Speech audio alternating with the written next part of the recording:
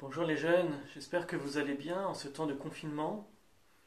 Je sais que pour certains d'entre vous, ces journées d'enfermement dans des appartements pas très grands avec toute la famille est parfois un peu difficile, un peu éprouvant. Moi aussi, je suis confiné et je pense bien à vous et je n'aspire qu'à une chose, c'est de vous retrouver et de vous revoir en vrai. En attendant, il me reste la vidéo pour échanger avec vous. Je vous ai publié une autre vidéo pour ce dimanche dans laquelle j'essaye de vous donner quelques conseils pratiques pour vivre votre dimanche en chrétien malgré l'impossibilité désolante et dramatique de ne pouvoir assister à la messe. Dans cette vidéo ici, je souhaite vous donner plutôt une petite méditation, vous partager le fruit de ma prière et de ma lecture, en particulier de l'évangile d'aujourd'hui. Peut-être certains d'entre vous y trouveront de quoi eux-mêmes vivre leur dimanche en chrétien. Je ne sais pas si vous l'avez noté, mais ces dimanches du temps du carême, nous avons le déploiement dans les évangiles d'une logique de vie, d'une logique baptismale et en même temps d'un révèlement de qui est Jésus qui nous est donné. Dimanche dernier, nous avions l'évangile de la Samaritaine. Et Jésus nous expliquait, à travers elle, qu'il était cette eau vive que nous recherchons tous. Aujourd'hui, dans l'Évangile, c'est la rencontre avec l'aveugle-né. Jésus nous montre, à travers cette rencontre, qu'il est la lumière qui vient éclairer nos vies. Et puis dimanche prochain, nous aurons la résurrection de Lazare, et Jésus nous démontrera avec force qu'il est la résurrection et la vie. L'eau vive, la lumière du monde, la résurrection et la vie, voilà à la fois trois caractéristiques du baptême et de Jésus. Ce que je vous propose donc, c'est de comprendre en quoi ces trois éléments sont pour nous une bonne nouvelle, sont pour nous une vraie joie, une grande joie.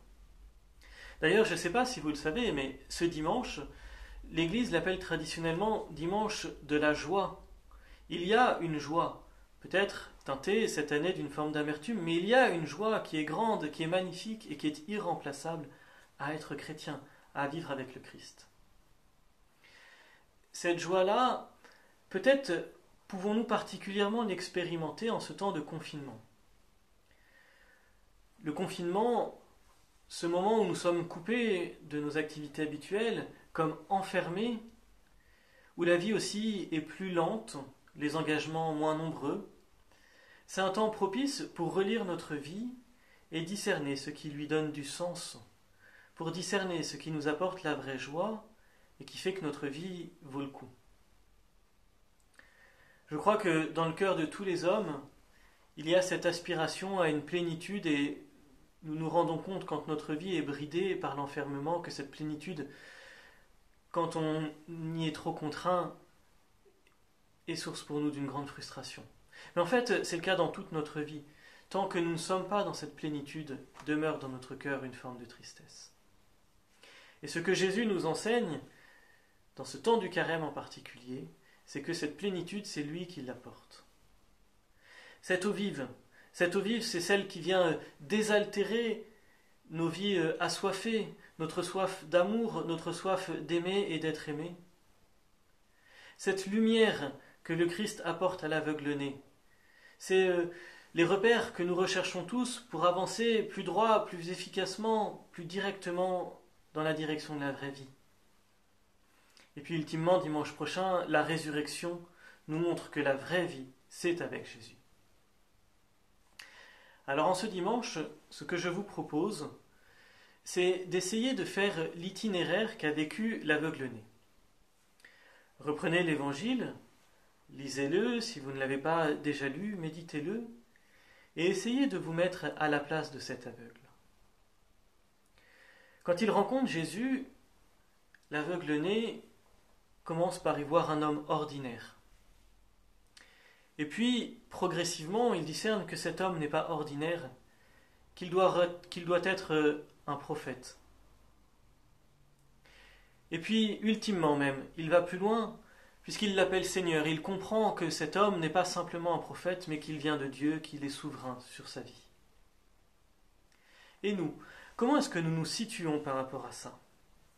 Est-ce que, comme beaucoup, nous ne voyons en Jésus qu'un simple homme, peut-être doué d'une particulière sagesse, peut-être avec une éloquence particulière, apte à tirer à lui, à attirer à lui des foules? Est-ce que peut-être nous verrions un peu plus dans cet homme quelqu'un qui parle au nom de Dieu, quelqu'un qui, d'une manière ou d'une autre, nous rapproche de Dieu, comme les prophètes? Ou est-ce que nous voyons dans Jésus Dieu fait homme, Dieu lui-même qui se fait proche de nous parce qu'il nous aime et qu'il n'a qu'un désir, c'est de nous embrasser par amour et pour l'éternité? La bonne nouvelle, elle est là.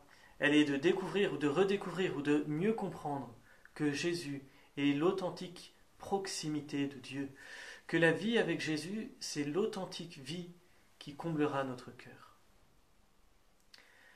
Voilà, c'était mon petit partage d'une méditation pour aujourd'hui, et c'est le désir que j'ai pour chacun d'entre vous, chacun d'entre nous, ce dimanche, découvrir que Jésus, et en fait Jésus seul, est celui qui peut combler notre cœur. Il y a là, je crois, un trésor extraordinaire que nous pourrons ensuite partager autour de nous, et nous rendrons notre monde à la fois meilleur, en même temps que nous ferons la joie de Dieu.